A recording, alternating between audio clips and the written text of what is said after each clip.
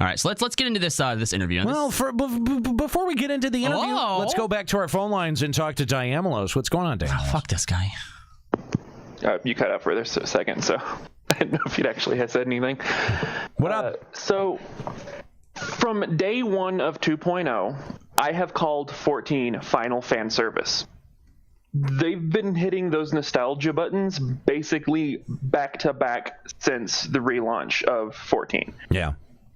My biggest problem with current Omega, yes, the whole, this is a story that it's creating the characters from, is lazy narrative, but the biggest problem is lazy implementation.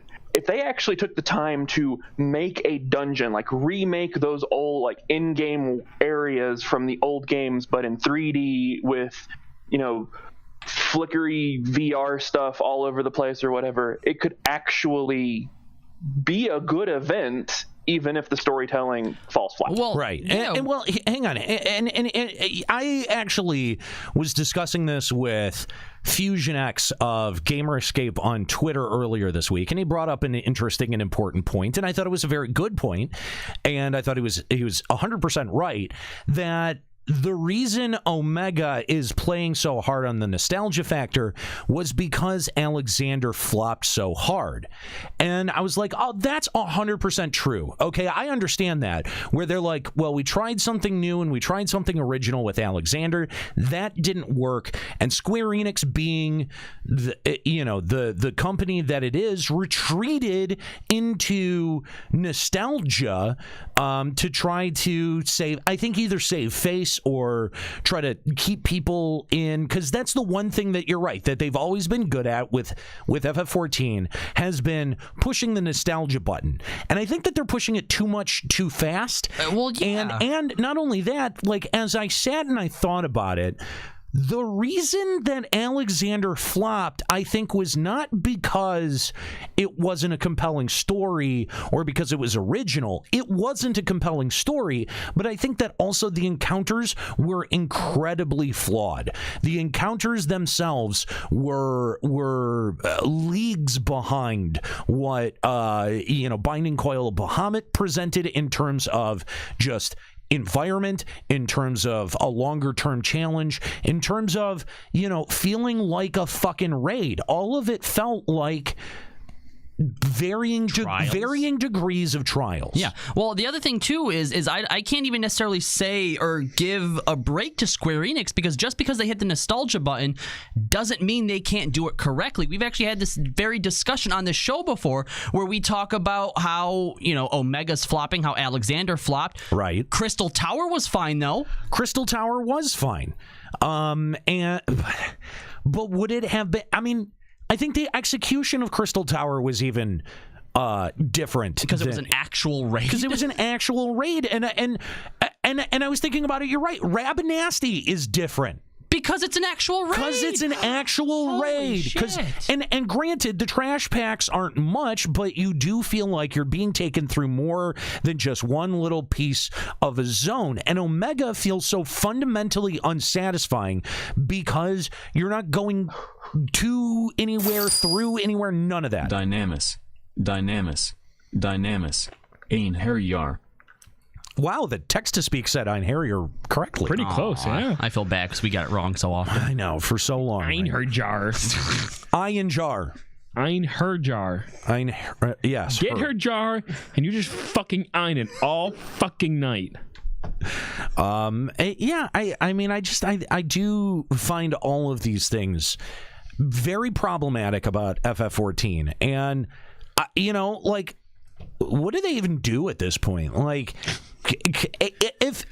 we've been saying, expansion time is where they have to really buckle down on their veterans and retain. And I don't think they're ever going to do that. No, they just don't have the ability to execute content that long-term player bases find satisfying. And that's fine. Like that's one of the things that we as veteran players unfortunately have to come to realize and to accept, is that they are making what is ostensibly mostly a fantasy social sim MMO.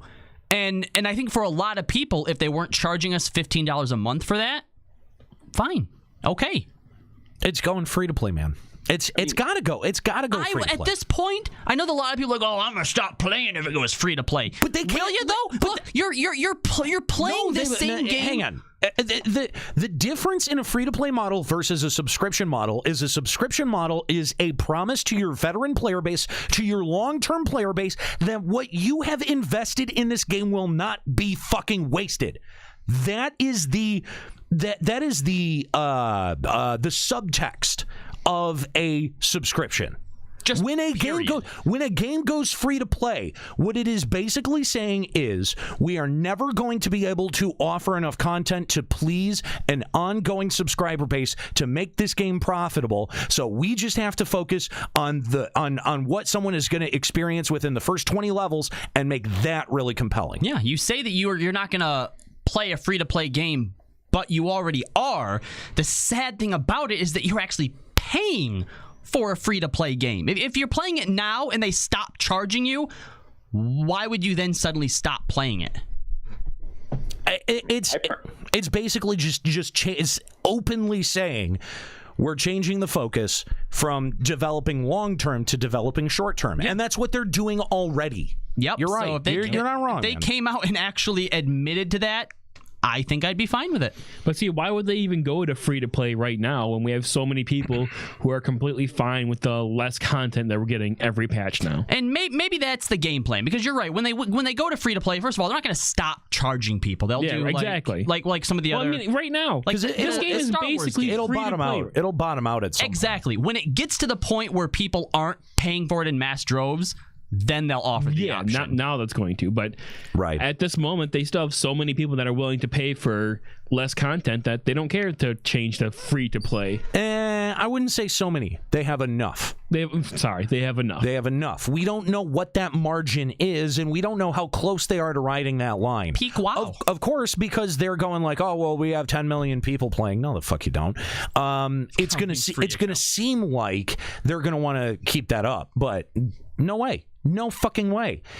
I mean, consider when an MMO says we have 10 million people playing, it's selling you on the idea that when you log into this game, there's going to be other people playing with you. Yeah. Is that objectively true of FF14 right now in January 2018? Well, I mean, when you log in, other people are logged in. That's a fair statement. Is enough people logged in?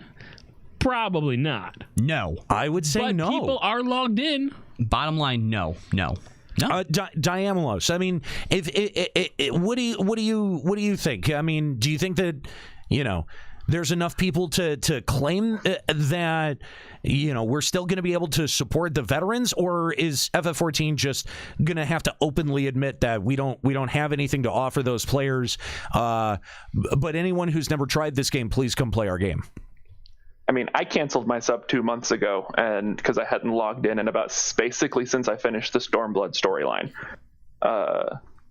So I don't know what they can do at this point. I don't even know if free to play could save them, just because yes, there'll still be people playing. There probably will be more people playing now or playing if they went free to play, but well, that's the thing. If they went free to play, there would be nothing disincentivizing someone like you who stopped paying them to come back every once in a while, even if it's out of nostalgia, to try it out.